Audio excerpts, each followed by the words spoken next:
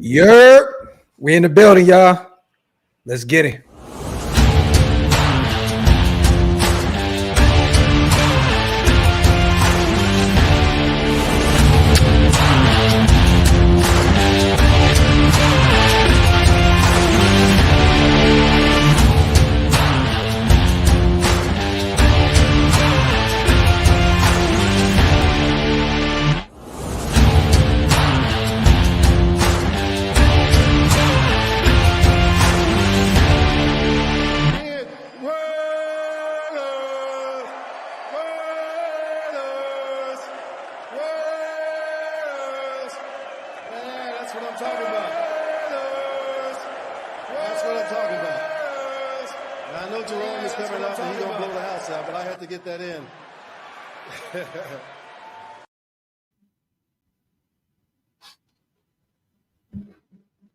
Yo, salute to everybody already here in the building, man. Y'all know what time it is. Welcome to the latest installment of the Graphic and Wasted Show. Or the Wasted Graphic Show, whichever way you like to slice it. What's up, brother? Man, a lot to talk about today. A lot, brother. We got a whole agenda to go across today, man. Salute real quick before we get to that. Salute to the greatest chat in YouTube history. We see all our people, Richard, T-Raider, Tiger, Mad Mike, Puzz, Ponce, East Coast Gridiron, our brothers in the building, Junior Land, man. Salute to everybody here. Do us a solid real quick, you guys. Wipe them feet, pay your bar tabs, meaning hit them thumbs up. Also, hit that subscribe button on both channels if you are not subscribed yet. Before we get into this show, though, you guys, we have not been live for a few days. We just want to pay our respects to the original Raider, 00. Just a few days ago, the news broke. Raider legend, Jim Otto, it passed. And we just want to give our, respects, our condolences to the family. This is a guy that, every alumni party we go to, Wasted, I'm telling you right now, man, the line is wrapped around the building for people to talk to him. He has the greatest stories in the world. I've had the honor to sit down and talk with him, B, Hammer as well. Heard some great stories, from him. Good dude. He always stops and talks to everybody. He's that kind of guy. And if you guys don't mind, quick moment of silence for one of the greatest centers, greatest football players of all time, 00, the original Raider, Jim Otto. Rest in paradise, man, to one of the greatest Raiders of all time, man. How you feeling right now, brother? I feel good now. Yo, I need you to do me a record, bro. I need some new music, man. I need you to redo I'm a Raider, but I'm a hater. I'm a hater. yeah, that's what I need, yo. I need some music for me being a hater, yo. That's all I need, bro. I got you. So the good thing is I'll be flying to Vegas probably in the next 3 or 4 weeks to record. So I'll make sure to put something together for you, man. I got to get the Detroit Buddha record together too, man. That's right. Together, man. But hey, salute to the chat, man. Everybody, man, putting up those prayer hands for the latest, the greatest center of all time in my eyes, man, 00. So salute to everybody here. A lot to unpack today, you guys. Vegas, a lot of our guys are out there. Damn near 80 players out there today, Wasted. I believe it was involuntary OTAs, though, right? So a lot of players, weren't out there. We'll go over the list real quick. Air quotes, involuntary. Yeah, there you have it. Definitely voluntary with the leadership they got with this team, man. Factory. Not voluntary. That was mandatory, my bad. There you have it. But, they didn't have to be out there. But a few players that were noticeably missing today, Zamir White, our starting running back, Amir Abdullah, third down back, Michael Gallup, Devontae, but he was in the building, you guys. I've seen a few beat writers put it out there that he wasn't there, and they kind of left it kind of vague to like create some steam as though like he was going to be holding out or some weird shit. No, Tay was in the building. He was there. There's no problem. Jalen Guyton, Tulu Griffin, Colton Miller. It sounds as though he was dealing with some type of nagging injury. He was on the sideline getting some work in, but looks like Colton Miller wasn't out there with the rest of his teammates, but he was getting some work on the sideline. Ron Stone Jr., defensive end, UDFA, Matthew Butler, defensive tackle, Nesta J. Severa, defensive tackle, Darian Butler, also linebacker coming off that injury last year. And then our cornerback, number one corner at this point, Jack Jones, was also missing. But once again, you guys, not that big of a deal. A lot of these guys have been working out around the clock in the offseason on their own time. So nothing really to worry about in terms of some of these guys not being out there. I mean, we've seen Zeus wasted, right? I mean, putting up weight. Tay has been working out with Aidan O'Connell. I don't know if you guys got an opportunity to watch the Max and Aidan. We're going to talk a little bit about that as well, but he's been working out with Aidan and getting those reps in. So whoever wasn't out there, you guys, don't let anybody try and get you off, freaking out and shit like that. It's not that big of a deal. They didn't have to be there today. And it looks as though some of those players on that list were actually in the building. So that means they were there. And it's like, bro, it's much to do about nothing. They always try to take stuff and ride it into a negative connotation with the Raiders. And I noticed that more than ever. And I'm not just, look, man, this is not from a fan perspective. This is just really being like an objective arbiter, man. They always do that with us, man. And what it's going to take is for the Raiders to turn this thing around and start winning this year, man. I'm really getting sick of that shit, man. Yes. I'm sick of the media. Every time somebody doesn't show up or something, it becomes this thing. They keep trying to create this narrative that Devontae Adams is going to leave. When the guy keeps telling you with his own mouth that he wants to be here, he chose to be here. There you have it. Salute to Sean Reed, man. He's been tweeting away out there. Also gave us an update on our rookie guard / center out of Oregon, Jackson Powers Johnson. It looks like he got banged up a little bit during practice. He left early. There's no update on that yet. So I'm hoping and praying that it's nothing crazy, because having Jackson Powers Johnson in the building is that's a major thing for our development going forward, man. So something to keep an eye on as well. Outside of that, man, a lot of talk about Aidan O'Connell and Gardner Minshew out there. The quarterback battle looks as though, man, they're firing on all cylinders out there. And, we're hearing a lot of, this is going to be a fun competition to keep an eye on. It looks like Aidan, man, the accuracy has never been an issue. I don't know if you got an opportunity to watch some of the shorts, but he was, man, the accuracy is definitely there. And then Gardner Minshew, that gunslinger, we know what he can do. But keep an eye on that, you guys, moving forward. I know a lot of people were putting a lot of stake into Michael Mayer's presser today because he mentioned Gardner Minshew first. There's nothing to really go across that, you guys. I've seen some people, he said it first because of this. It doesn't mean nothing. At the end of the day, AOC is the guy getting what did our head coach say, Wasted? He's the one that earned those reps, right? He earned them reps. He's the starting quarterback, man. Yeah. So let's just be for real. I mean, bro, let's be for real here, man. It's going to take Gardner Minshew completely outplaying him. Like for real. Like if you're a team, right? And you're the owner of a team, what guy would you be rooting for? Yeah. Right? If you're the GM of a team, what guy would you be rooting for? Would I be rooting for a guy who was a journeyman free agent? Would I be rooting for my second year guy that I drafted? It just only makes sense to have a second year kid to come in there and take the snaps, because like I said previously, we've seen probably as good as Gardner Minshew is going to be in this league, unless he takes some crazy Rich Gannon kind of leap forward. Yeah. That normally doesn't really happen, right? But we don't know how good of a player AOC could be. No, we don't know. And that's the thing, yo. It's the currency of hope that we're holding out for. Yeah, no, definitely. Salute to everybody here in the building. As always, man, appreciate Intel with a bomb too. With the bang! My brother Mitchell Renz. Before we get to that, salute to Raider Transplant Angelo. We're calling Aidan vitamin A12 graft and wasted. I like that, G-Lo. I like that. And salute to our brother Intel, always helping us keep the lights on over here at Shieldmore, man. Salute to my guy Intel. It's always a blessing to see you in the chat, brother. Salute. And hey, we got all the my fathers in the building. We got Jason Hunter, man. We got LV Maximus. We got Hug D. Salute to all my guys in the building. And happy birthday to Caleb McNew as well. 24 years old today. Salute to one of our own. Happy birthday, brother. You already know. Salute to Martin over the pond as well, man. Salute. Some other things to talk about.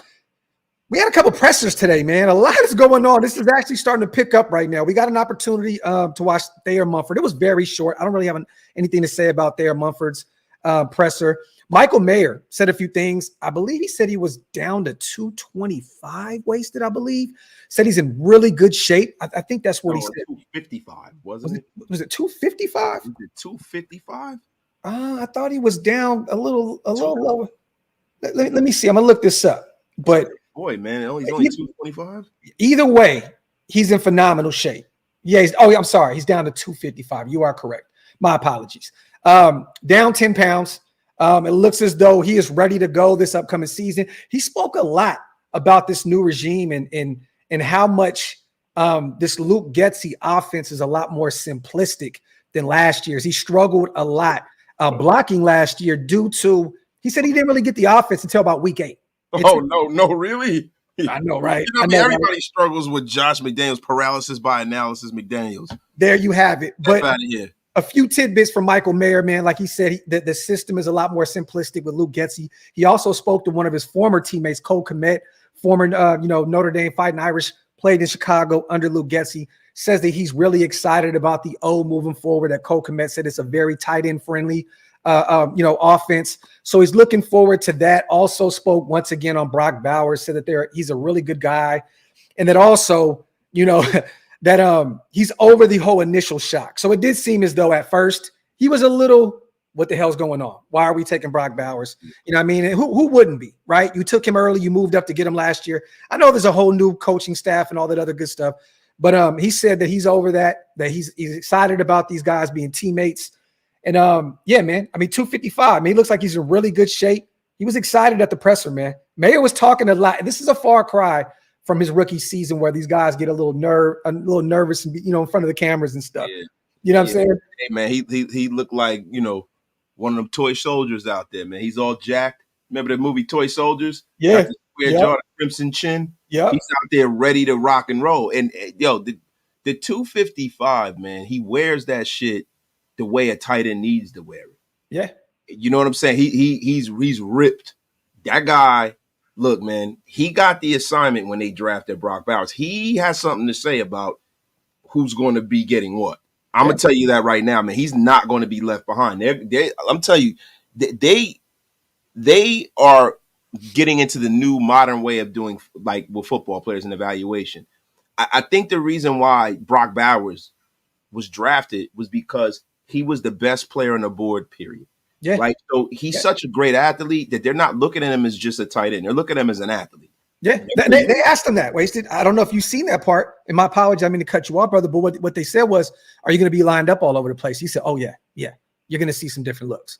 You know what I mean? So I love it, man. I love it because these guys are so damn talented, man. They can run the whole route tree at 250, 60 pounds. Yeah.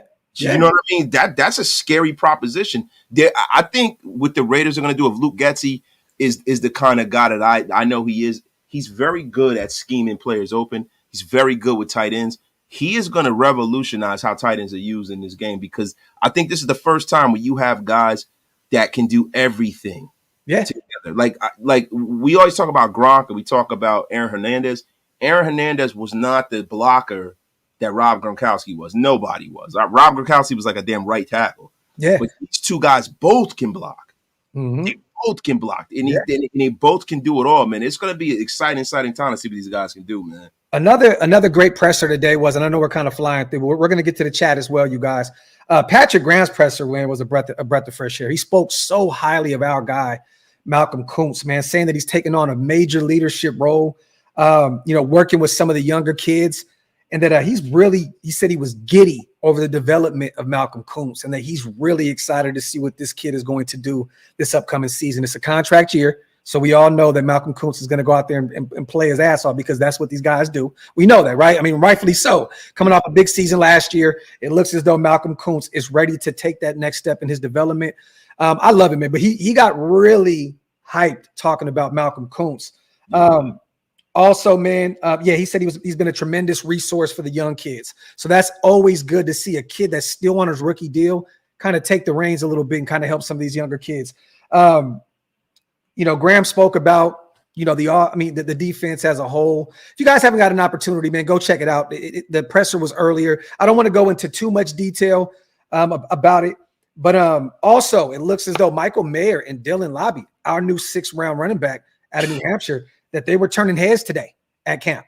That's a great sign, man. I've seen a few plays out there. Salute to Vegas Sports Talk. Salute to Hondo. Salute to all the beat writers that were out there uploading a bunch of stuff. Man, this kid, I'm excited about this kid. Wasted. I am, man. He's looking like a poor man's CMC, like we said. Yeah, man. He's out there looking like a poor man's Christian McCaffrey, man. Yeah. I'm about to start calling him Muslim McCaffrey. Yo, but they did say though, the youngins were out there, turning some heads today. Getsy, going back to what he was saying, talking about at his presser, he did say to the media he will not deviate from the 12 personnel. They're going to stick to what he's going to stick to what he knows. That's his offense. That he ran in Chicago. They're not going to get away from that. They also asked him if this is the most talented offense that he's ever had. And I know what he wanted to say. He didn't say it. He just said, look, I've coached some pretty good teams. And I think he was alluding to those Green Bay Packer teams. He kind of mentioned Aaron Rodgers. And he talked this shit a little bit, Wasted. He said, when I was there, he won 2 MVPs back to back. He subtle little haymaker. You know what I'm saying? They pop your shit. You know what I mean? It's a little, ting. Yeah, I love it, man. But it looks like we're going to stick to the 12 personnel on the offensive side of the football. Another thing, man, that I didn't know too much about was Tom McMahon, our special teams coordinator. He has some energy. He's excited about the rules changing. You know what I'm saying? He kept mentioning DJ Turner. Kind of said he was like a standout, player in special teams. He's expecting a big year from him. If you guys didn't get an opportunity, go back and watch the presser earlier. Tom McMahon, man, he stepped away from the podium and he was kind of like breaking down film, like not without film being there, but breaking down shit in front of the media without a mic. It was really, really cool. I like his energy. I like Tom McMahon's energy, man. He absolutely brought something to that presser. I'm excited about what the special teams unit is going to look like this upcoming season. Well, I'm going to be real with you, man.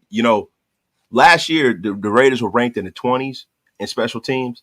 And to me, that's shameful, being that we have one of the better kickers and probably, if not the best punter in the league.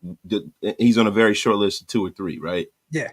And I know special teams is about a lot more than that. Mm-hmm. I want more out of that unit. I need that unit to – I think for the Raiders, not having a franchise quarterback, you need to be in the top 15 and 10 in every category. Defense, offense, and special teams. The special teams lagged behind mightily last year. Yeah.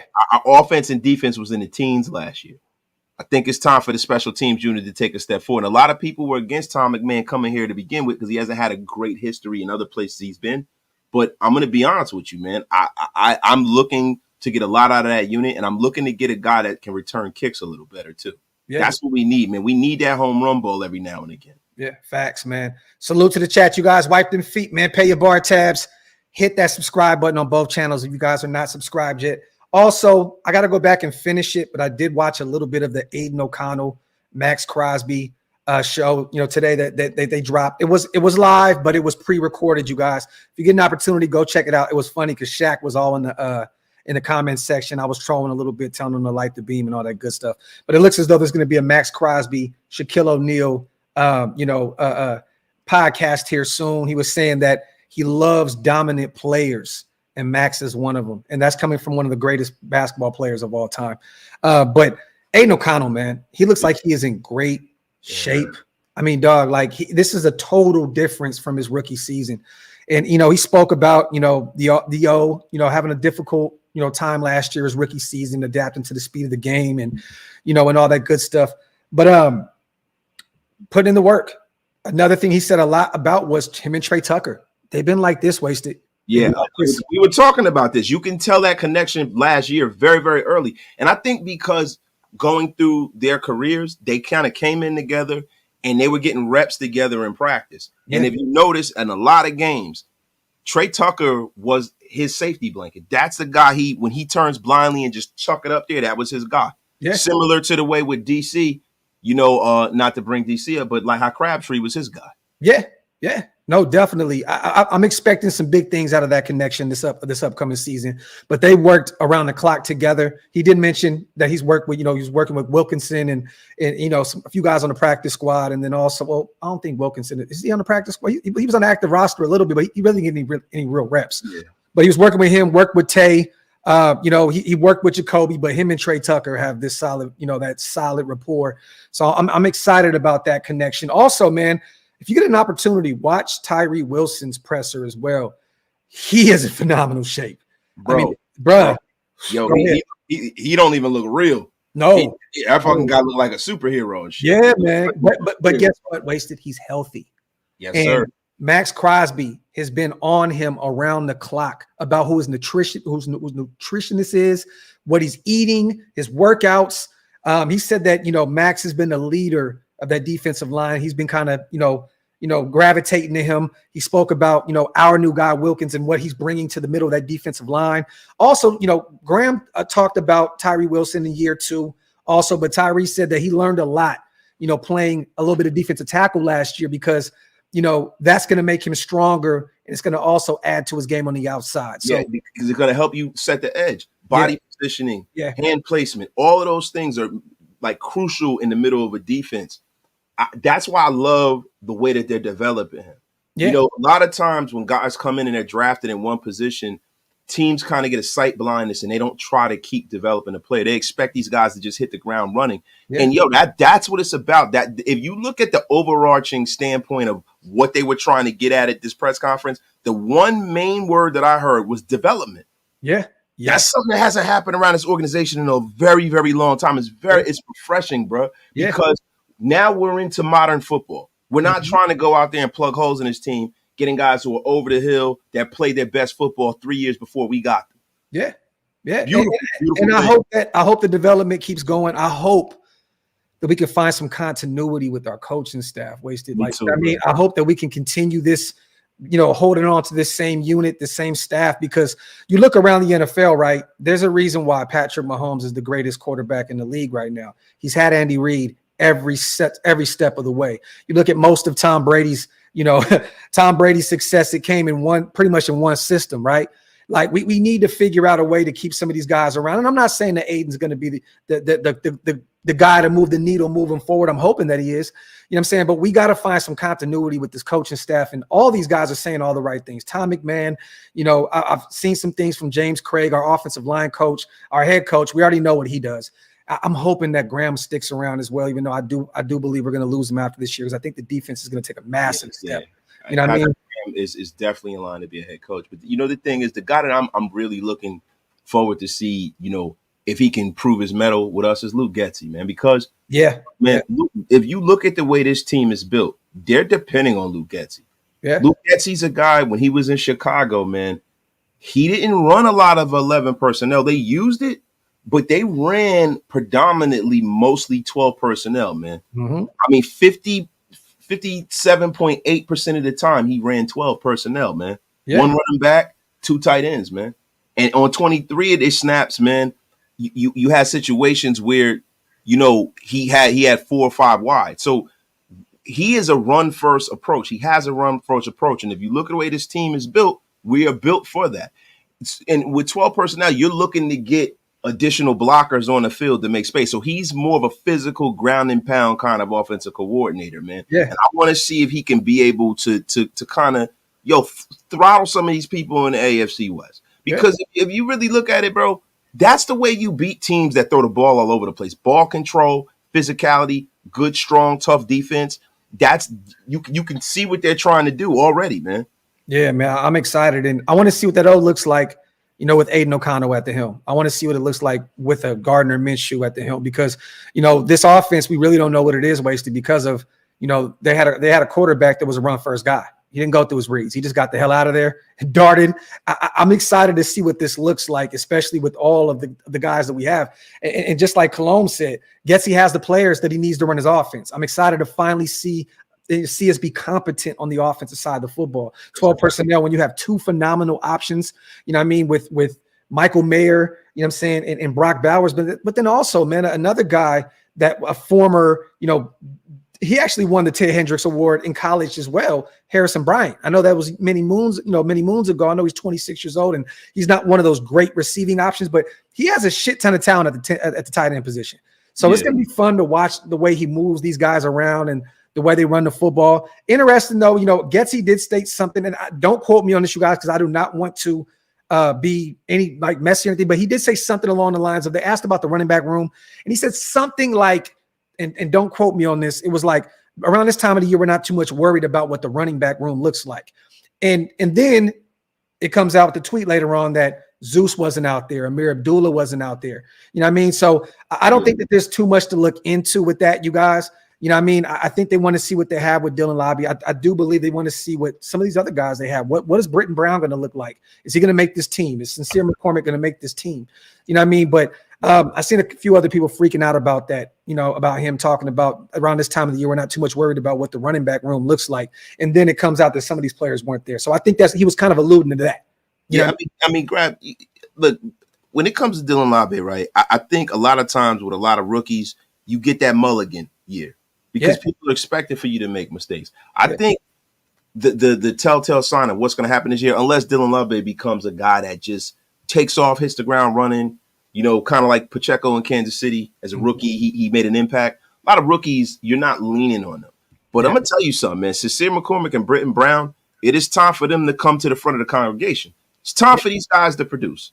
Yeah. They were hidden away last year on the Josh McDaniels scholarship. They're stashed away on the practice squad. Now it's time to show and prove or step off. Because I don't think that we're going to have a running back situation that was what Josh Jacobs had. Josh Jacobs was a high draft pick, first-round draft pick, and what winds up happening when you draft a guy high, you have to kind of solidify why you did that. We drafted Josh Jacobs in the first round in an era where nobody drafts running backs in the first round. And the Raiders were trying to justify making that pick, and they did. Josh Jacobs is an all-pro, great player, did great while he was here. But at this point, the Raiders don't have their wagon hitched to any of these guys. Yeah. If you don't do what you're supposed to do, you will be out of here, bro. Yeah. Because it's too many. We got too much talent even coming in UDFA-wise now. Yeah. I'm about to do a few shorts of some of these guys. Some of these guys some of these guys can play, bro. Yeah. This draft was unusually talented. You got guys that are UDFAs that would have went in the third and fourth round in previous years, bro. Yeah. Hey, and I'm not talking about that running back. I'm just talking about as a whole. Yeah. The whole roster. Like, you're going to be surprised how many guys come in this year that hit the ground running all over the league because some of these guys should have been in the NFL already. Yeah. What position do we not attack in UDFAs? Wasted. You said which one do we not attack? Did we not, or do we not? What position do we not bring one player in as a UDFA? We didn't bring any running backs in. Yeah, no, we didn't. We didn't bring one in. We got Dylan Laube in the 6th round, and I think they want to see, just like you said, you want to see what you have with these young guys. You got Britton Brown still, former 7th rounder out of UCLA. You got Sincere McCormick. They want to see what some of these guys look like. And you know, I thought Tom Telesco was going to say, why stop with Dylan Laube? Because there was still some good options out there as UDFAs at the running back position, a lot. So for them to, you know, to stick with their guns and stick with the guys that they got, I'm excited about it. I want to go back to one of our guys that we've talked about a lot over here, Malcolm Koonce.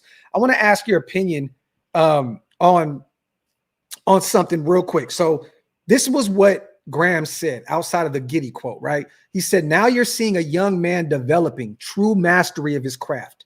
True mastery of his craft. I was impressed. Just the confidence that he has right now. What are your realistic expectations for him this upcoming season, Malcolm Koonce, with Tyree and all the other guys there? Basement's 10.5 sacks. Ooh, I like that. Basement, because this is a guy that unless he forces the issue, it's going to happen towards the end of the year.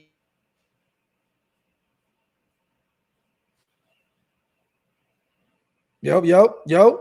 The wasted just freeze up like a stripper. What happened? Yo, wasted, bro. What are you doing? Let me get wasted off the screen real quick. Salute the wasted. He froze up like a stripper, y'all. I have no idea what happened. We're gonna bring him here shortly. Hold on real quick, man. My dog got frozen, man. Completely, absolutely frozen.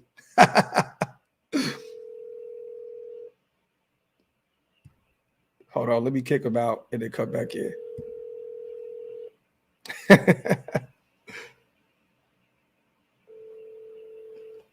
He's probably restarting his internet. It was the Detroit Buddha. Midline. Dixon said he was cooking too much. Factory. Let me see. He look like he about to start a rocket. Let me see. AOL disc don't work no more. Crazy. Yeah, man. Wasted got unceremoniously blizzacked from his Wi-Fi provider. But I'm going to ask you guys, while we're waiting for our brother to pop back in, how do you guys feel about the pressers today? You know, like, what were you most excited about? What were some question marks that, you know, some questions that you guys may have had, you know, with some of these pressers that we had, the Thayer Mumford of the world, the Michael Mayer, you know, are we concerned at this point with JPJ? It looks as though he went down with an injury, you guys, early at practice and did not return. He actually left. That's a scary thing to think about because that offensive line looks totally different without JPJ. I'm just hoping and praying that it's a minor injury. It's just something he got dinged up a little bit and he's on his way back because that O-line looks totally different without JPJ there, regardless of anything, man. Yeah, no, man, that was funny as well. You know, Hondo had mentioned a word and Michael Mayer was like, I don't know what that means. So it was absolutely comedy, man. Salute to Nomad. Yeah, man, his internet history got his ass blocked, man. You know what I mean? Does have an injury history. Well, we don't know what this is. And just like Nada said, hopefully it's just a stinger. Something like that. You know what I mean? Yeah, doppelganger. Michael Mayer definitely impressed a lot during his presser, man. You could tell he's maturing. The one thing about him, you can see he's in year 2. He's starting to pick up that swag. He's starting to move a little different. The body language, the talk, you know what I mean? Like he's getting a lot more comfortable in year 2. And that happens with timing, right? Tyree was still a little nervous, you know what I'm saying, around the cameras. You could tell he's still not there in terms of media and all that other good stuff, but he's matured a lot as well. And you could tell he's ready to go. The good thing with him is, though, just seeing that he's 110% healthy at this point. We have a healthy former first-round pick that has a real off season, and he has a Max Crosby. And not even just that, you guys. He benefits now off of Malcolm Koonce development of last year, right? So he's not just leaning on a Max Crosby. He's not just leaning on a Christian Wilkins or, you know, a John Jenkins and these guys. He gets to lean on Malcolm Koonce, a guy that played out of his mind last year at the end of the season when Josh McDaniels left. And, you know, I'm excited to see what that 1-2 punch looks like with him and Tyree, you know, on the right side of that defensive line. It's going to be fun, man. It's going to be fun. Salute to Quad in the building. Wipe them feet, y'all. Hit them thumbs up. If you're not subscribed yet, man, make sure you hit that subscribe button. JPJ is okay with what I heard. More so taking cautionary measures as he'll be super important to us. Salute to Cologne. So there you go. There might be a slight update there. I haven't seen anything online yet. Cologne, where'd you see that at, brother? I definitely want to look that up and put it on screen. Let me see. I like that, Adam. Koonce have 10. I think that's the basement for Koonce this year. If he had 8.5 last season, in limited fashion, I'm expecting at least 10 to 12 sacks from Malcolm Koonce this year. I'm expecting a big year from him. I agree. ITK, most ferocious D-line in the NFL. Facts. Let me see where Wasted is. I don't know where bruh is. He just absolutely disappeared, man. Salute to Qua. Clenched fist soldiers. Salute to my guy, man. Appreciate you, brother. On a $10 special, man. My people. Graph with the Gilligan hat on talking that shit. Let me see. Salute to everybody here. Get some questions in, you guys. We're going to talk until our brother pulls back up on the screen. Let me see. Marcus. I know, right? The measurables. He does look like a mammoth of a man, an Alden Smith type build, a Justin Tuck type build. If he can play anywhere near both of those guys' caliber, man, we got something with Tyree Wilson, you know, our young pup out of Texas Tech. Let me see. Yeah, definitely. The energy around the players and coaching staff got me pumped, man. I mean, look, bro, from the special teams coach to the defensive coordinator, the offensive line coach, to our O coordinator, you know what I mean, to our head coach. Everybody is just excited. The players, everybody's saying the right thing. And the good thing right now, you guys, is everybody is bought in. Everyone's bought in. That is the big thing about what we got going on right now. Everyone is bought in. You're not hearing a lot of outside noise. You're not seeing players being distracted off the field and doing a bunch of crazy shit. Knock on wood. I don't want anything to happen. You know what I'm saying? But I'm just saying, man, everyone is bought into what we are doing. This is where greatness starts, you guys. This is where greatness is bred. is everyone bought in to the culture, bought in, to what this head coach and what this general manager is bringing to the table.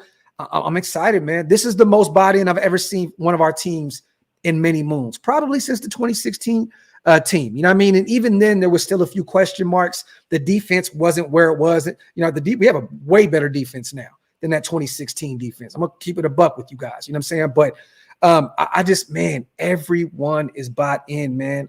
I'm really, really excited to see what this team does this upcoming season, man. Salute to Kawhi. Mitch McConnell wasted. Laugh out loud. Salute to my guy, Kawhi, man. He just went ghost, bro. He just went ghost. Salute to Hug D's. My brother, man, the my father himself. Feel the energy difference in this entire organization from years prior. Everyone is hyped and focused and team-oriented. Players helping players, 80 at OTAs. That is a big number right there, Hug. I believe there was 78, 79, but I hear you. Pretty much 80 players out there. I love it. I love it, man. I'm excited, man. Salute to my dog, Hug D's. Janor, I mean, who wouldn't it be? Who wouldn't it be? We're Raider fans, right? I mean, shit. But this feels different. This isn't like those teams, in the past that we were just like what are we're supposed to be optimistic. We're Raider fans, right? Like even those years when Stu played, when Lou Murph, salute to our brother Lou Murph, when we had those teams out there and Andrew Walter at quarterback, and we had to be optimistic because we're Raider fans, but we were like, man, let's just keep it a buck. Like this is going to be a bad team. I don't feel like that with this team. Everything feels totally different. You know what I mean? And you've seen the difference, Janoi, last year as the season unfolded. You know what I mean? Like when Aidan went out there, AP took over the job. You know what I mean? The defense started just flying all over the place. Patrick Graham was unleashed. You know what I mean? This is different. It's a difference between being optimistic, being hopeful, and being like, yo, this shit is different. This shit is different. Now, will it translate on the football field? Only time will tell. But I feel really good about what we got going on, man. Yeah, there you go. We haven't had a defense. Shit, man. 13 years? You may want to go back before that, Hug. You might want to go back like further than that. It's been forever. You know what I'm saying? Because even when we had Khalil Mack, you guys, what was always the gripe? We were still trying to build that defense around him. You know what I mean? We brought in the Bruce Irvins of the world, you know what I mean? And there was some good seasons with him as well, you know what I mean? But we never had a really, really great defense around Khalil Mack. Now you have Max Crosby, one of the greatest defensive ends in the NFL, but now you have Christian Wilkins next to him. You have Malcolm Koonce coming into form. You have Tyree Wilson a year two, and then you have all these studs, at linebacker with Robert Spillane and hopefully Divine Diablo balls out this upcoming season as well. But there's just talent all over the place. You know what I mean? So I think this may be the best defense we've had since the early 2000s, huh? Like real talk. I mean, that's not really saying a lot because we've had some bad defenses in recent history. But I got to say, man, this is probably one of the better defenses we've had since the early 2000s, late 90s. Facts.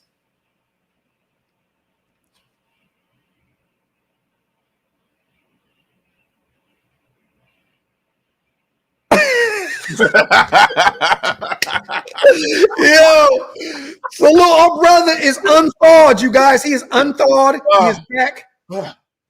I was stuck in suspended animation, everybody. I'm back.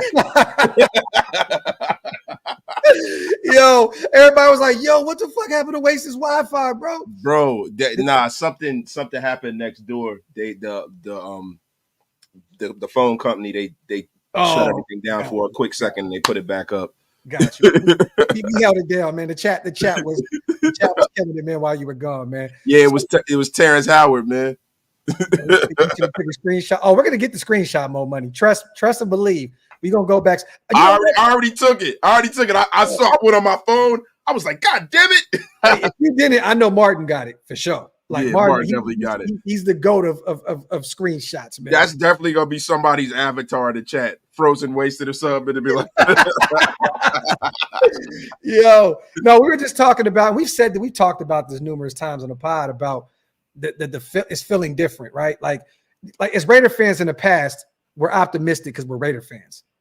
We're hopeful because we're Raider fans, and then there's this feeling where it's like everyone's bought in and this thing feels different, right? Like I just brought up the Lou Murph days, the Stu days, the Andrew Walter days, where it was like, this is our team. We're still going to be optimistic, but in our head, we're like, realistically, we're going to fucking suck. Yeah. You know what I mean? This is a total different year, bro. Like the vibe is just totally different. And Hug was saying, I mean, when you damn near got 80 people out there, you know, right now, this early in the ball game, they're bought in, man. Bro, we knew back in the day, like, let's all be honest here, right? Hey, everybody gather around a fire. Gather around. Melt that ice that waste was frozen in. Yes, but in all seriousness, did we really believe we were going to win with fucking Andrew Walter? No. Like, come on, we knew. Yeah. We knew when, you know, Thule didn't even play that much for us, right? Yeah. We knew. You know, there were times, like with Terrell Pryor, we had to tell ourselves, oh, if Terrell Pryor can finally turn around, maybe he could turn into what Cam Newton is. We knew. We fucking knew. We knew the rest of the team was bad. We knew. Yeah. Oh, Bruce Campbell, Bruce Almighty can finally be what Al Davis thinks he could be. Maybe, man, he could be like Anthony Munoz. No, that is not what's going on right now. What's going on now is some tangible optimism. There's a difference between, you know, just blind fandom and tangible optimism. This is not just routed in anything that's not real. This is shrouded in, yo, look at this roster. All pro. Possible, you know, Pro Bowlers, young players making their ascension, trying to get their contract.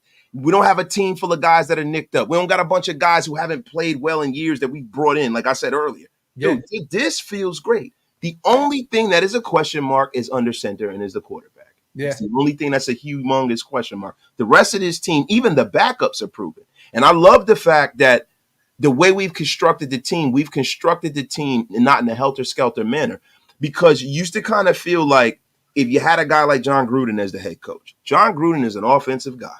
Mm-hmm. Don't care much about the defense. No. So it's like, listen, listen, man, we got $100 million, man. Put it all in the offense.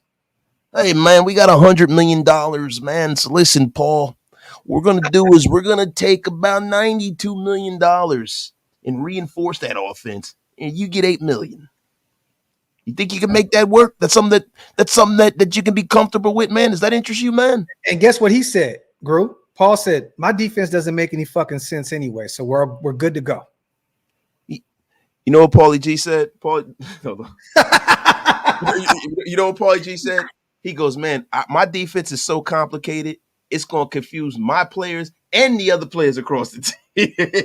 Paul Gunther was the defensive Josh McDaniels and shit. Oh, my God. Paralysis by analysis, right? So, yo, that's actually – did you see that as well real quick? I don't want to cut you off, but 118 said, I came in late, but did you talk about why AOC – so he was on, you know, the Rush podcast, and they asked him, did he turn his number to 12 because of Tom Brady? And, you know, I didn't see the entire spot because I didn't see him say out of respect to Carr. I could be wrong. I didn't hear that part, but I did. He did kind of laugh a little bit. He was like, I didn't pick 4. He's like, it was given to me. I didn't pick 4. You know, he said, you know, 12 was a number that he wore in Pee Wee football. You know what I mean? And then there was another number, I believe, that he was thinking 16. About going to. Was it 16 or 18? Yeah, something like that. But I did not hear that part where he said he did it out of respect to Carr. And if that's true, that's nice. You know what I mean? I respect it. I mean, at the end of the day, we don't retire numbers 182. So I'm going to be real with you. Look, DC didn't do enough. He's not Charles Woodson. He's not Tim Brown. You know, he's not these guys where these numbers 00, they shouldn't even be around anymore, right? Number 4 is an open number, period, point blank, the end. I don't care what anybody says. There's no hate to Derek Carr. I get the respect thing, but then no one should ever wear Tim Brown's number. No one should ever wear 24, ever. Bro, listen, and you know the funny thing about 24? 24 is almost, in our organization, it's kind of like a rite of passage, the way the number 88 is for the Dallas Cowboys. Okay, Tyree took his number. There you go. You know what I'm saying? Like, It's a rite of passage. Like with the Dallas Cowboys, number 88 is a rite of passage, right? So you got Drew Pearson, playmaker, that fucking Dez Bryant. They all had 88. Yeah. So it was a rite of passage, right? What does CeeDee Lamb have? 88. 88. It's a rite of passage, right? I think 24 for the Raiders is that. Mm-hmm. If you're a corner and you that guy, you know what I'm saying? You're DB, you're that guy. You should get the number 24. It's a rite of passage, right? It's like a fraternity. But when it comes to any other number here, man, if you're going to retire anything, man, there are a lot of guys who have been through here. The number 32, well, nah, they're never going to do that because of his beef with Al. But Marcus Allen, they didn't retire autos. Well, nobody can wear 00s in the NFL anymore anyway. They didn't. But 32, listen, Jack Tatum wore 32 as well. Yeah. So it's like we've always had great players, multiple great players wearing significant numbers on this team, right? Howie Long, 75, isn't retired. Yeah, man. Like if you're going to retire anything, so like it's hurting it. I think what's happened is we've lost for so long that we are seduced by like just not being a shade over mediocre. Yeah. We sit up here, we obsess about bringing in players that were just okay. And we talk about, canonizing guys who never won a damn thing here. And that was always the spirit of why Graphic and Wasted and Graphic have always been on the train. We're like, yo, you guys need to expect better. I don't want to hear all of this shit about this guy. You guys act like this guy won a Super Bowl for us. Yeah. But I do love what Aidan said, and I'm seeing in the chat because I didn't see that part. I actually exited to get ready for this show right when he was in the middle of that discussion. But he said he felt it was disrespectful since he's the franchise leader. He wanted number 9. Tyree took number 9. He said he felt it was disrespectful to Carr. So I'm gonna go double back and watch the rest of the interview once we're done. Disrespectful to Shane Leckler for you to wear number 9. Damn it! You respect Shane Leckler, the greatest punter in the history of the world. Damn it! Talk that shit. Salute to Junior. I still remember that 2020 defense. We're blessed to have what we have now. Hopefully top 5 defense incoming. Also hoping for a top offense. Raiders. Salute to my guy Junior, 6'5" on the $5 donation. Yeah, man, that 2020 defense was nasty. That was the pandemic defense. That shit was absolutely disgusting, bro. Like that was, I don't know if you guys, whoever's been around the channel for a long time, I actually did a celebration video when Paul Gunther got fired. It was actually, and it was a real one. Like I damn near lit candles and all kind of shit because I was so happy that he finally got the boot and shit. But yeah, that defense was nasty. Any offense just ran down the field on that D. Bro, and you know what's funny? I don't want you guys to call me old for going back to Ray Guy, the greatest punter of all time. Oh yeah. I didn't want to go back to Ray Guy. Like, give me a break, guys. we know Ray Guy's the greatest punter in the history. Oh, Ray Guy is the greatest. He's the greatest punter in history. Period. There's no question. Yeah, factory. He said Ray Guy would have put the ball out of Allegiant. He definitely would have kicked it right through, right through the flame, bro. Right outside those windows to go out to the strip. Salute to everybody here. Let me see. I like it, Mike. No one cares about a number on your jersey. Go ball out. I love Carr. Once a Raider, always a Raider. Salute to my guy Mike in the building. He said Ray Finkel was the greatest kicker ever. You bum. You are old though. Hey, Jeff Jager was my guy, bro. That was my guy. Jeff Gossett, Jeff Jager, bro. He used to look like a roadie for Guns N' Roses. Bro. Yo, business in the front, party in the back. He had the mullet. Yo, Jager was my guy. I made a homemade Jager jersey back in the day, bro. Real talk. We couldn't afford no damn jersey. I made that shit, bro. Real talk. Jeff, high stakes Jager, bro. Holy shit. The Jager bomb, coach. The Jager bomb. Not the Jager bomb. Matt Barr's a giant. That's a New York Giant right there. He only played for us very briefly. It's like Kevin Boss is a giant. He's not on here. Yeah. Nah, Reb, this is facts though, man. Mayor was preaching. He said straight up, who's going to stop us? Amen. But once again, it goes back to what Wasted said, right?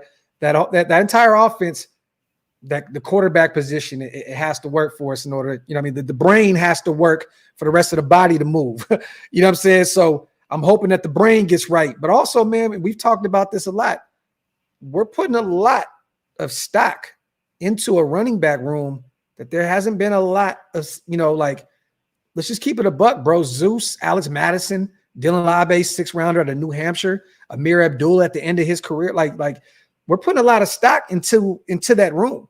And Madison's a guy who I'm gonna be honest with you. I know he was a free agent acquisition, and every year on teams, there are guys that are brought in and they're expected to fulfill a certain role, and they shit the bed. In preseason, they better not give him the veteran treatment. I want to see Alexander Madison I want to see him in preseason. I want to see him get a significant amount of carries because what I noticed about him is, right, he's a guy that as his usage rate went up, his fumble rate went up. Now, they say that's the law of averages, right? Mm-hmm. But it went up exponentially. He went from having 1 or 2 fumbles every year to having like 8 or 9 last year. Yeah. Yeah, we talked about that a little bit last year. We got to talk about how many lost fumbles too. Yeah, That's the thing. He lost a bunch. Yo, man, nasty work, man. I want to make sure he's holding on to the ball. Salute to Wilder, man. Afternoon, my brother. It's been a minute. Working life has me busy. Just checking in. Salute to my guy. We appreciate you for being here, brother. Wasted. Just wanted to say this shit to your face. But Brock Bowers. Love you, brothers. Hold on. Marcus, hold on. Salute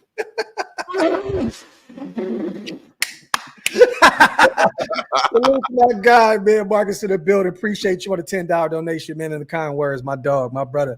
Salute to LV. Yeah, man. Trust the process. Yeah, man. And look, this isn't me, you guys, saying that I don't trust Zeus. It's just saying it's very early. You know what I mean? And we have a 4 game, you know, 4 games pretty much to go off of.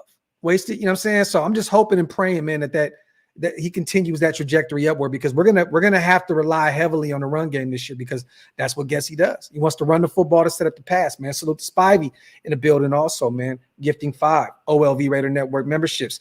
Appreciate you, brothers. Salute to the Kevin Nash and the Shillmore. If you guys want to become a member of both channels, do me a favor, man. Hit the link. It's pinned up top. Also, if someone can, because I know Wasted didn't do it because he's always sleeping. No, I definitely did. I did it this time.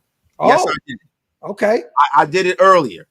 Well, there you go. If you want to become a member, hit the link in Wasted. It's pinned up top as well. Definitely one of the best ways to support what we do over here. Salute to all the new members in the building because of Spivey. My God, man. Appreciate you. Great and powerful, Spivey. Here we go. Yes. Here we go. It's right at you right there, baby. The Wasted Talent membership. And what you get is you get supreme content. And Elite, you're definitely right. Talked about this the other day. He did average, I thought it was 4.3, but you may be on to something. 4.7 per carry. He is strong in a violent one-cut run. I thought it was 4.3. Let me see. I want to wait. You talking about carry rushing? It's 3.9. No, what he averaged to carry last year? Average 4.3. Average 4.3. I see on ESPN. I see 700 yards. You talking about Madison or No. Zeus averaged 4.3. Oh, I'm looking at Madison. I'm on my bad, bro. No, he averaged 4.3 a clip last year. Salute to Elite. I knew it since you had it, but it's 4.3. Salute to there we go. Yes, AP DDT. There we go, man. I love it. Salute to Transplant. Yes, Wasted is covering the Shakir Stevenson fight out there in Newark. So he definitely will be dropping content on his channel and on Vegas Sports Today. Stay tuned for that. We're going to be doing a lot of stuff. And I might be covering a few things upcoming too as well, you guys. Stay tuned. Yes. And Wasted. So stay tuned. Wait, hold on. We got to give him the gold dust. Yeah. Let's go. Oh, that's the Ravishing Rick Rude. Yeah. Salute the Transplant, man. My guy in the building. Let me see. He's teaching some important shit in that profile pic. Yo, there we go, man. Hug got it right there. Join the Get Off My Lawn gang or get unceremoniously blizzacked. Salute to my guy. Man, I wish I had some of my stuff up here because I would show you guys right now the Mutombo picture. And I want to ask you, and real quick, I'm going to bring this up so I make sure I have the dates right. What are you expecting? What are you looking for moving, in this upcoming off season? Okay. Cause right now the OTA off season workouts are in full fledged, May 20th to the 21st to the 23rd. Then they come back May 28th to the 29th. Then June 3rd to the 6th. It's going to be a lot moving and shaking at that point because of all the post-June cuts. Rookie minicamp, May 10th through the 11th. We already got through that. Mandatory minicamp, June 11th through the 13th. What are you looking at closely right now? The pads aren't on. There's only so much we can do right now. It's easy to say Dylan Laube is killing it out there. Brock Bowers and Michael Mayer are killing it. The pads aren't on yet, right? It's no real football going on yet. But what are you looking for the most right now with all this off-season madness going into the season? The most important thing for me is making sure that the offensive line has a certain markum of continuity, right? Mm-hmm. I want to see who the guys that they're really going to bring out there, and if they're working together well, if they're making a lot of movement, is there a part? Because with the guard positions, there's one thing, and Torque Lewis was talking about this. He was arguing with somebody in my comments, and I saw it. was talking about the way that JPJ did not play well at guard in college.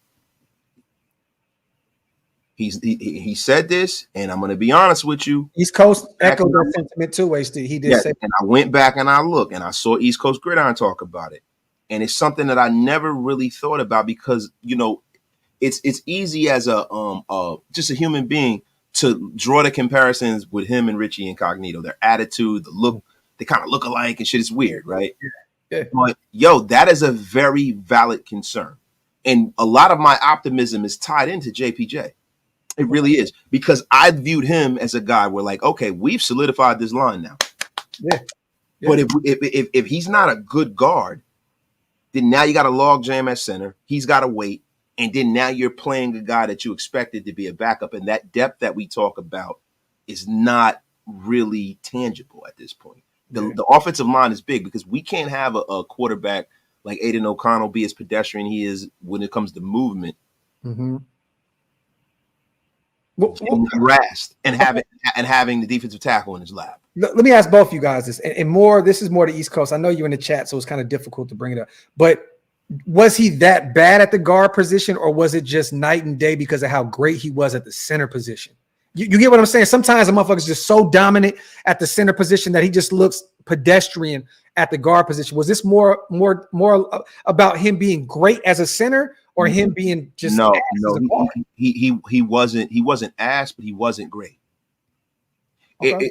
I'm gonna put it to you like this: had he stayed at guard, maybe he would have gotten better. But at the production level at guard that he showed in college, probably wouldn't have not got drafted as high as he did. Okay. He is a center through and through. And, you know, look, man, I'm hoping that we can get the Don Mosbar effect. Yeah. Let him play guard. Then when Dave Dalby got a little old, they moved Mosbar over. Yeah. Did the same thing with they didn't do the same thing with Dalby and Jim Otto. I think when they brought Otto in, they kind of transitioned away from Otto. But for a minute with the Raiders, the history of Raiders, it was Otto, Dalby, Mosbar. Otto, what, 15 seasons? Yeah, man. A long time, bro. And then Dave Dalby played a long time here. Mose and then later on Huddy. You know, yeah.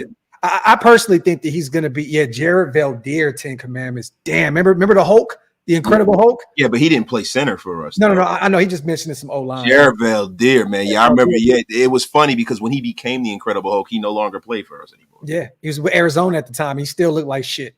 Yeah, but he became the Hulk. He got on the Balco breakfast.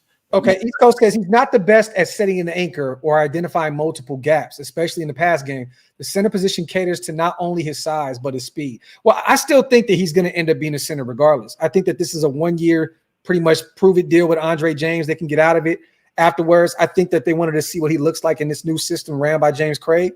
But I think eventually he's, like you said, you know, what happened? You said we started, you know, Mose at the guard position and eventually moved into the center spot. I think he's eventually going to be a center. You know what I mean? And the thing that gets me nervous, though, man, is, you know, at this point, if he's left guard, he's right next to Colton Miller, which is great because you have a standout left tackle. But if you're over there on the right side next to Mumford, that shit can get kind of scary because you have an unproven tackle and now a rookie guard at right guard.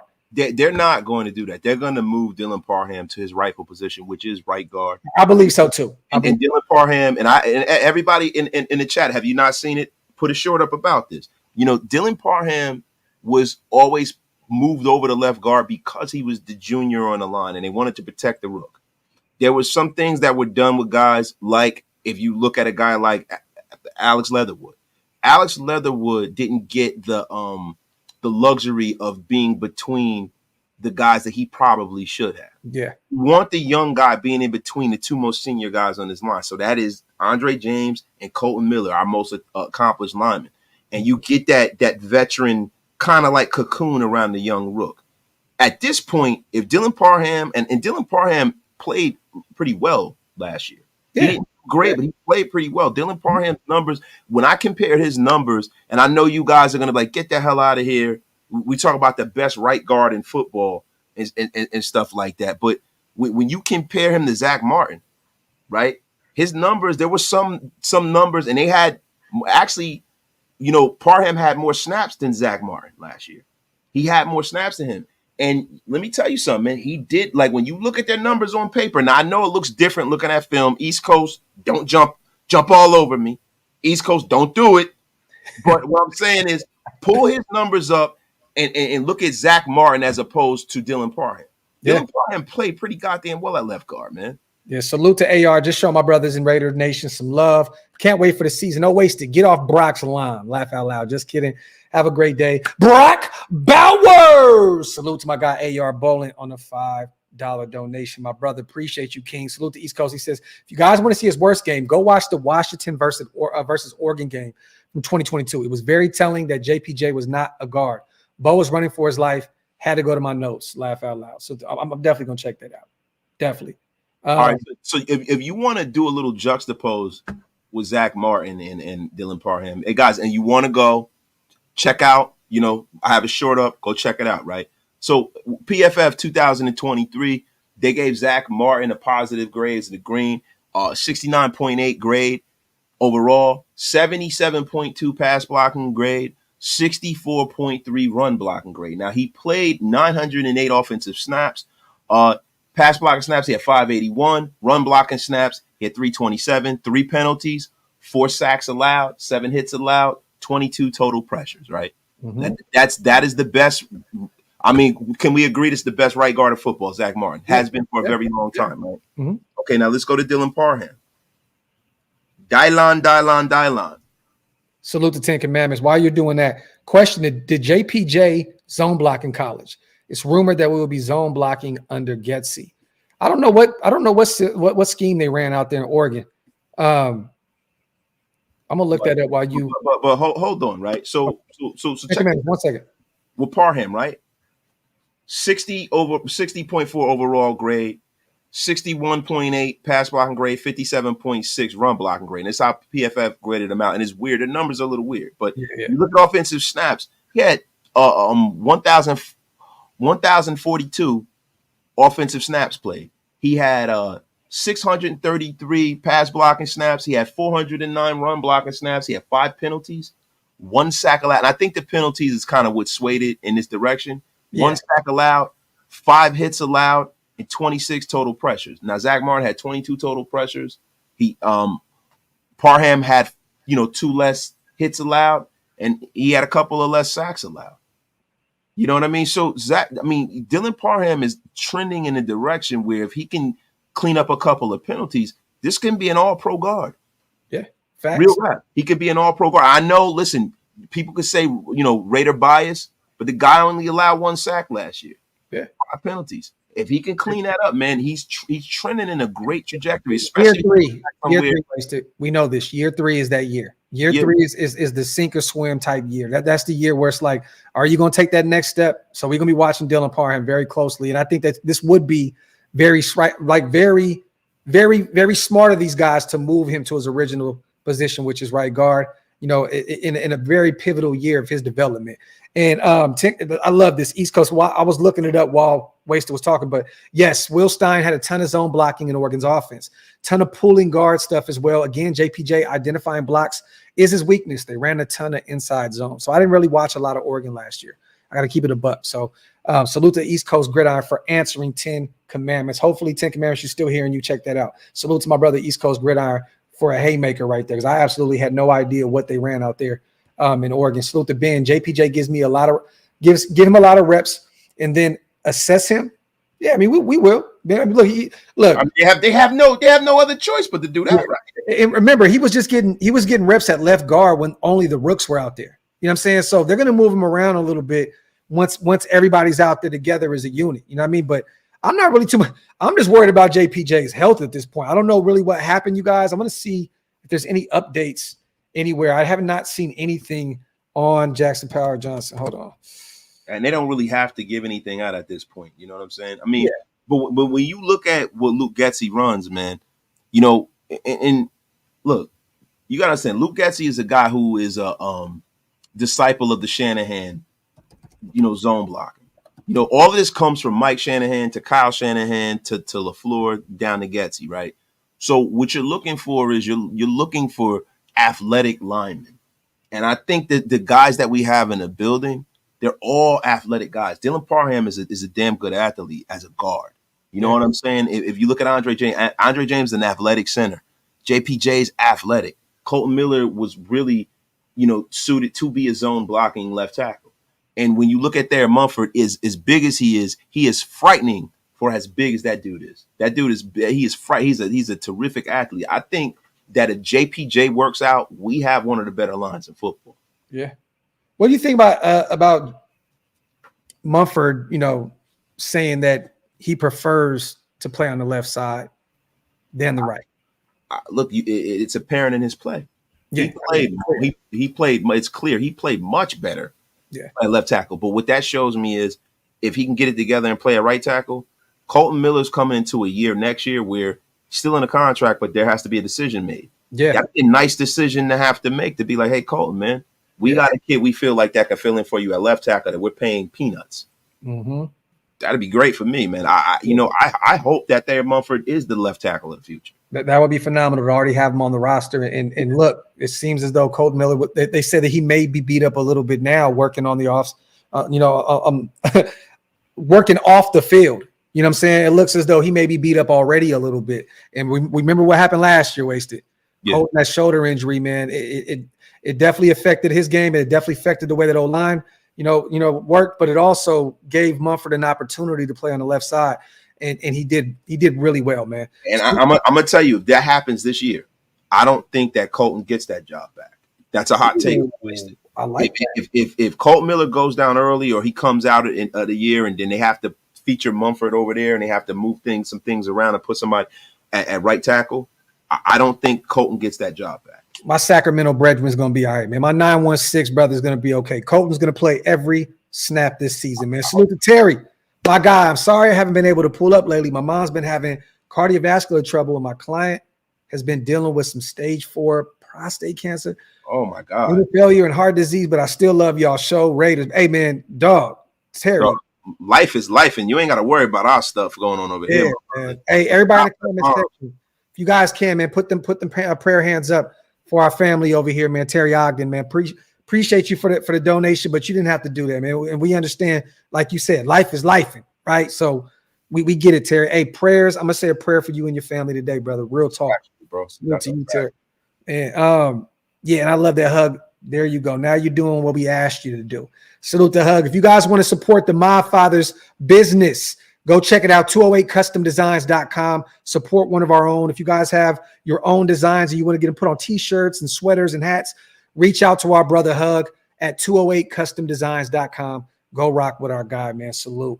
And real quick, too, I want to say this. I got an email yesterday.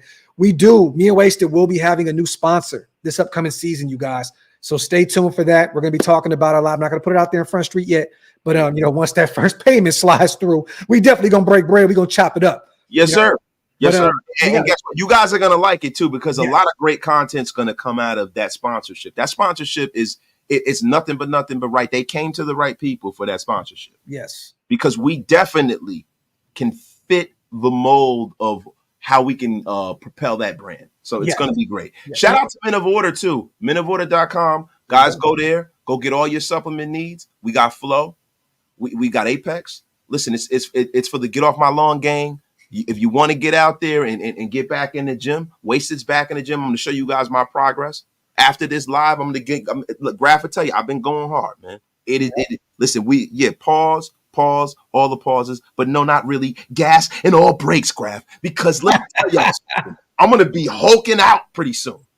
I'm going to come on the air and say, wait, I know you better say, brother, what's going on, brother? I can't wait.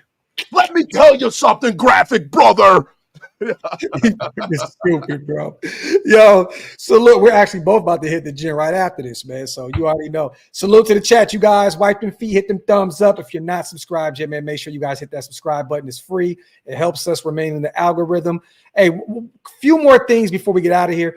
Did you get an opportunity to go back and check out some of that Robert Spillane interview on Max Crosby's The Rush Podcast? The axe murderer Spillane.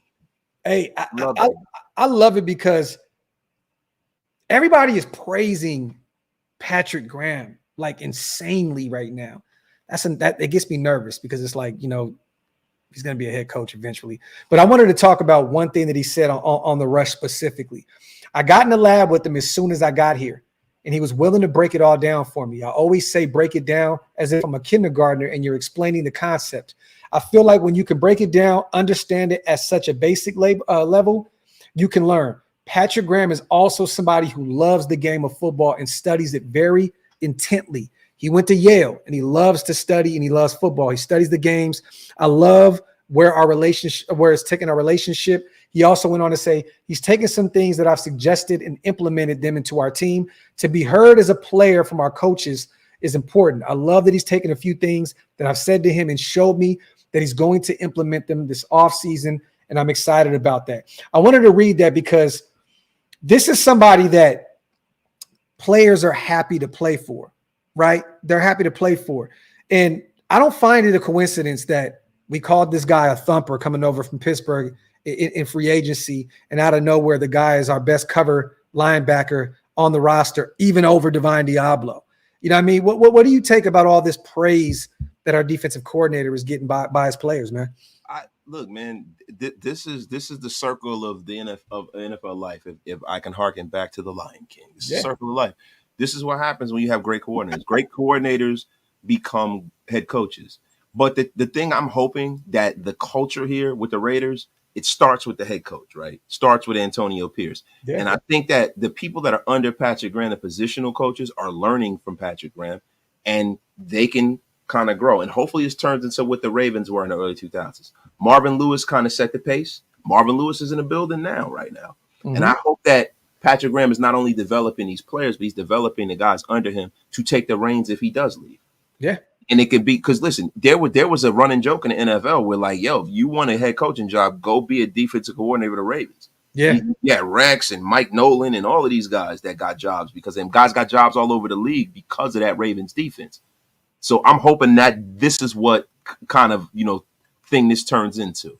Yeah, fact. Salute to Omar, man. Since Gannon, we had 12 years of nothing. DC came in the Raiders' history. Al just passed and Mark inherited the treble team. Peace, bro. Omar is always all over the place, and I love him for it. I have no idea what that thought is, but salute to O. Omar thinks like abstract art. Yeah. But there's at the root of it, it makes sense, but you just can't put it all together. Salute to Terry, man, helping you keep the lights on, brother. Laugh out loud. Keep up the good work. Salute to our guy Terry, man. He sent $20 specials to both of us. We appreciate you, Terry. That means a lot to us. Thank you. And once again, prayers for you and yours, brother. Real talk. Yeah, that's a fact, bro. Salute. He said abstract art. Salute to everybody, man. You got anything to say, man, before we get out of here, man? Nah, man. It's funny, man. I missed a little chunk of the show, and I'm still juiced. It's crazy. But I guess it's time for us to say goodbye to all our Raider friends. Gather around a fire, everybody. You guys, there's gonna be a few more days this week where there's gonna be a lot of stuff to talk about. Stay tuned. Once again, we're still working around the clock, trying to get new guests and stuff like that on. I know Stu will be on this week at some point. We will have Stu on, and we're gonna shoot the shit and all that good stuff. But other than that, man, I don't really have anything else to speak about. We kind of really broke down everything that's going on right now in the nation. You know what I mean? And with that being said, I mean, you have any last words? Wasted one more time. Any last words, brother? Nah, man. Listen, like I always say, man, yesterday's price is not today's price. And word of the day, Adam wants. We haven't got one from Wasted Talent. Yeah, I mean, I didn't know in the Graph Wasted show I give the word of the day, but the word of the day is verisimilitude. That's like 4 words. No, it's actually a word. But look, we will save this for Raider Nation Unlimited, ladies and gents. What the fuck was that? So gregarious. That was the word that Hondo used today, and Michael Mayer said, "I don't know what that means." Gregarious. Isn't know what gregarious means, bro? I don't know what gregarious means, bro. Bro, you don't remember. That sounds like a hilarious person named Greg. Yeah, but it's a guy who's like, I'm gregarious. You're a hilarious Greg. But bro, like, you don't remember use that word in a rhyme? K Solo with him and Redman. And look where he at now. He said loquacious and gregarious. The punk grab dude. He said, go grab the dictionary. Hey, when DMX heard that, he said, I'm definitely going after him. Nah, DMX I went after. No, yeah, he did. Yeah, that was before 1996. So yeah, DMX went after him after that. You're right. Gregarious. That sounds like a funny Gregory. Salute to Hug on the way out. My dog, I appreciate you. Salute to all the new members. Salute to the Mob Father in the building. If you guys want to become a member of both our channels, hit the links that's pinned up top. The best way to support what we do over here. And salute to Terry once again. Listen, Ray Translate. Gregarious, a person of fond company, sociable. He was a popular and gregarious man. Gregarious. Yes, that's right. Yeah. That shit just sounds like a word you're trying to outsmart someone. It's like what he said. I always got to try to outsmart someone. Hey, what he said? He said, "Look, I don't know what that word is, and I'm gonna take that as disrespect. Make the sale. Watch your mouth. Make the sale. You know what I'm saying? Salute to Terry, man. Yes, once again, man. R.I.P. to the great Jim Otto, 00, the original Raider." Salute to Terry. Yeah, R.I.P. to one of the ghosts. And salute to Indiana Raider on the way out. God bless y'all. Now, God bless you. And I hope you have a gregarious. Nah, that didn't make no goddamn. Effing it up, man. Salute to Raider Ryan. Listen, Grab. Don't let your GED poke out too much. I know, man. Hey, my mom got that hanging on her wall in Atlanta, man. You know what I mean? Yo, salute, man, everybody in here, man. We about to get out of here, man. Hey, real quick, oaklasvegas.com. Go check out the merch. PlanetRaiders.com. Go check out the written content. Also, Any Given Sunday sauce now available on Amazon. Salute to everybody who has been supporting the hot sauce. The love has been insane. We have a lot of big things on the way with the hot sauce, so stay tuned for that. And also, I'm working on something else right now. Hopefully, I can shine some light on it here in the next few weeks or so. You know what I mean? I know they were talking about me getting my own sauce. It's called Monday sauce. That's what she said. Oh, bang zoom, and it's white. Hey, you would be the one motherfucker to say, I'm about to shit on that Sunday sauce. You can do a Monday one. Yo, Monday sauce would be terrible, bro. It'd be like terrible. But that could be the niche, right? It's like this shit's nasty as shit. Get your Monday sauce. Like everybody hates Mondays. Get some. Everybody hates Mondays. Everybody hates Mondays. Just add another thing to the list. Salute to Raider Ryan, man. Salute to the Godfathers of the nation. Appreciate you, brother. And salute to Dan. Love it, man. The best duo on YouTube, man. Thank you. That's we can't leave on a better note than that, man. Salute to everybody here. Once again, we'll be back soon. We love y'all. We appreciate you guys. We out. One.